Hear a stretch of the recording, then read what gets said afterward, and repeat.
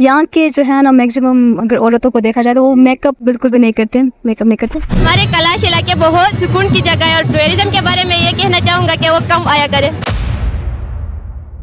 क्या आप जानते हैं कि पाकिस्तान के ऊंचे ऊंचे हिंदू कुश पहाड़ों के बीच आज भी एक ऐसी जनजाति मौजूद है जिसे वहां के कट्टरपंथी मुस्लिम ऋग्वैदिक काफिर कहकर बुलाते हैं। इनका रहन सहन, त्योहार, देवी देवताओं की पूजा और संस्कृति सब कुछ हिंदू धर्म की प्राचीन जड़ों से जुड़ा हुआ है। ये हैं कलाश जनजाति, जिन्हें अक्सर पाकिस्तान के अंतिम हिंदू भी कहा जाता है। दुनिया जहां तेजी से बदल रही है, वहीं ये छोटी सी जनजाति आज भी हजारों साल पुरानी परंपराओं को जी रही है। लेकिन सवाल ये उठता है, ये लोग हैं कौन, कहां से आए थे और आखिर क्यों इन्हें ऋग्वैदिक काफिर कहा जाता है? इस वीडियो में हम आपको लेकर चलेंगे पाकिस्तान के उन्हीं बर्फीले पहाड़ों के बीच, जहां ये कलाश जनजाति आज भी इतिहास को जिंदा रखे हुए है। यह रहस्यमयी जनजाति जो दशकों नहीं बल्कि सदियों से हिंदू कुश पर्वतों के बीच बसी हुई है। माना जाता है कि कलाश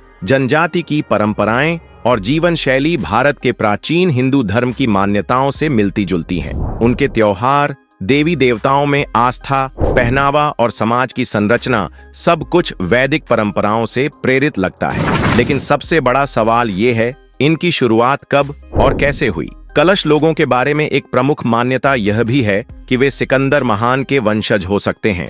उनके गोरे रंग और हल्की आंखों के कारण यह दावा किया जाता है। कलश समुदाय अपने पूर्वज के रूप में शालक शाह को मानता है, जिसे इतिहास में सिकंदर के सेनापति सेल्यूकस से जोड़ा जाता है, जो बैक्ट्रिया का गवर्नर था। माना जाता है कि यही व्यक्ति कलश लोगों को इस क्षेत्र में बसाने के पीछे जिम्मेदार हो सकता है। एक और मान्यता यह भी है कि सिकंदर की सेना के कुछ सैनिक पीछे छूट गए थे, जो यहीं ठहर गए और धीरे धीरे कलश जनजाति का रूप ले लिया। ये जनजाति पाकिस्तान के सबसे कम संख्या में बचे अल्पसंख्यकों में से एक मानी जाती है। ये लोग ऐसी घाटियों में रहते हैं जो चारों तरफ से हिंदू कुश की ऊंची ऊंची पहाड़ियों से घिरी हुई हैं। शायद यही कारण है कि ये समुदाय आज भी बाहरी दुनिया से काफी हद तक कटा हुआ है। साल 2018 में जब पाकिस्तान में जनगणना हुई, तब कलाश समुदाय को पहली बार एक अलग जनजातीय पहचान दी गई। उस रिपोर्ट के अनुसार आज इस समुदाय की कुल आबादी लगभग 3800 के आसपास है। ये लोग अपनी सादगी और परंपरागत जीवन शैली के लिए जाने जाते हैं। इनका बसेरा आमतौर पर मिट्टी, लकड़ी और कीचड़ से बनाए गए छोटे छोटे और घने घरों में होता है, जो पहाड़ों की गोद में बसे होते हैं। यहाँ की एक और दिलचस्प परंपरा है, त्योहारों के दौरान मर्द और महिलाएं एक साथ बैठकर शराब पीते हैं, बिना किसी भेदभाव या संकोच के। इन उत्सवों में पारंपरिक बांसुरी, ढोल और ड्रम की आवाजें गूंजती हैं और लोग थिरकते हुए लोक नृत्य करते हैं। यह नजारा किसी आदिवासी मेले से कम नहीं होता, जिसमें हर उम्र के लोग पूरे जोश और उमंग के साथ भाग लेते हैं। कलाश जनजाति के लोग मौत को कभी शोक या दुख की घटना के रूप में नहीं देखते। उनके लिए मृत्यु एक नए सफर की शुरुआत है, इसलिए वे इसे खुशी और उत्साह के साथ मनाते हैं। जब किसी व्यक्ति का देहांत होता है तो कलाश समुदाय के लोग शोक नहीं मनाते, बल्कि इस मौके को एक त्योहार की तरह बड़े हर्षोल्लास और उमंग के साथ मनाते हैं। वे मिलकर नाचते गाते हैं, पारंपरिक संगीत बजाते हैं और शराब का आनंद लेते हैं। उनका मानना है कि जो कोई भी इस दुनिया में आता है वह ऊपर वाले की मर्जी से आता है, और जब उसकी जिंदगी पूरी हो जाती है तो वही ऊपर वाला उसे वापस बुला लेता है। इसलिए मृत्यु पर रोना धोना या शोक मनाने की कोई आवश्यकता नहीं होती। यह उनके लिए जीवन का एक स्वाभाविक हिस्सा है, जिसे वे खुले दिल से स्वीकार करते हैं और उत्सव की तरह मनाते हैं। कलाश जनजाति की सबसे खास बात यह है कि यहाँ की महिलाएं केवल घर संभालने तक सीमित नहीं रहती, बल्कि घर चलाने की असली जिम्मेदारी भी उनके कंधों पर होती है। जहाँ बाकी दुनिया में महिलाएं अक्सर घर के भीतर के कामों तक सीमित मानी जाती हैं, वहीं कलाश समुदाय की महिलाएं घर की आर्थिक जिम्मेदारियों में सबसे आगे होती हैं। इन महिलाओं का मुख्य काम पशुपालन होता है। खासकर भेड़ बकरियों को पहाड़ी इलाकों में चराने का काम वे खुद करती हैं। इसके साथ साथ ये महिलाएं घर पर ही बैठकर सुंदर सुंदर हाथ से बने पर्स, रंगीन मालाएं और पारंपरिक सजावटी वस्तुएं तैयार करती हैं।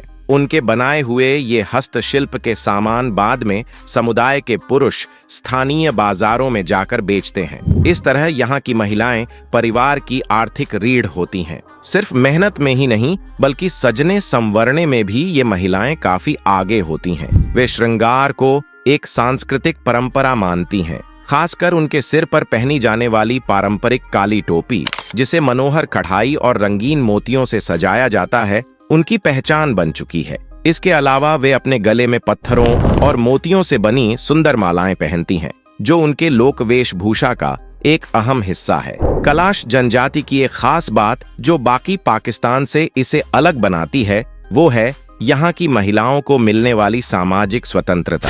जहाँ पाकिस्तान के अधिकतर हिस्सों में महिलाओं की आज़ादी सीमित होती है, वहीं कलाश समाज में लड़कियों को जीवन साथी चुनने का पूरा अधिकार है। यहाँ साल भर में 3 बड़े पारंपरिक त्योहार मनाए जाते हैं, जिनमें सबसे प्रमुख है चेमोस है। और ये सिर्फ धार्मिक या सांस्कृतिक आयोजन नहीं होते, बल्कि युवा लड़के लड़कियों के मिलने जुलने और अपने लिए जीवन साथी चुनने का अवसर भी बनते हैं। इन त्योहारों के दौरान अगर किसी लड़की को कोई लड़का पसंद आ जाता है तो वो खुले तौर पर अपने मन की बात कह सकती है। अगर दोनों की सहमति होती है तो वो एक दूसरे के साथ रहने लगते हैं। रिपोर्ट्स के मुताबिक कई बार ऐसा होता है कि लड़की किसी लड़के के साथ त्योहार के समय चली जाती है और कुछ दिन या हफ्ते बाद जब वह लौटती है तो पूरा समुदाय यह मान लेता है कि अब वह उसी लड़के से शादी करेगी। यह एक तरह से सम्मति विवाह का रूप होता है, जहां कोई दबाव या सामाजिक बंधन नहीं होता। सबसे खास बात यह है कि अगर किसी शादीशुदा महिला को कोई दूसरा पुरुष पसंद आ जाए और वह उससे रहना चाहे तो यहाँ के सामाजिक नियम उसे रोके नहीं जाते। ऐसा माना जाता है कि हर व्यक्ति, खासकर महिला, को अपना जीवन साथी खुद चुनने का हक है। हालांकि कलाश जनजाति में महिलाओं को कई मामलों में आजादी दी जाती है, फिर भी कुछ पारंपरिक मान्यताएं आज भी उनकी जिंदगी को प्रभावित करती हैं। खासकर मासिक धर्म यानी पीरियड्स के दौरान महिलाओं को कई तरह की पाबंदियों का सामना करना पड़ता है। इस समय उन्हें अपने ही घर में रुकने की अनुमति नहीं दी जाती। इसकी जगह परंपरा के अनुसार उन्हें एक अलग बनाए गए कम्युनिटी होम या सामुदायिक आश्रय में रहना होता है। ये कम्युनिटी होम्स आमतौर पर अच्छी सुविधाओं से लैस होते हैं, जिनमें रहना महिलाओं के लिए थोड़ा आरामदायक हो जाता है। वहाँ उन्हें अलग अलग जरूरत की चीजें उपलब्ध कराई जाती हैं ताकि वो इस समय को आराम से गुजार सकें। 5 दिनों के बाद महिलाएं पूरी तरह स्नान करके और पूजा पाठ करके घर लौटती हैं। माना जाता है कि अगर कोई महिला पीरियड्स के दौरान घर में रहती है या अपने परिवार के किसी सदस्य को छू लेती है तो देवी देवता नाराज हो सकते हैं। उनके नाराज होने से प्राकृतिक आपदाएं जैसे कि बाढ़ या अकाल आ सकती हैं। ऐसा इस जनजाति की धार्मिक मान्यता में बताया गया है। यह दिखाता है कि भले ही महिलाएं यहाँ आजाद सोच के साथ जीती हैं, लेकिन कुछ परंपराएं अब भी उनके जीवन में गहराई से जुड़ी हुई हैं। अगर आपको ये जानकारी पसंद आई हो तो इसे जरूर लाइक करें ताकि हमें पता चले कि आप भी इन अनसुने किस्सों में रुचि रखते हैं।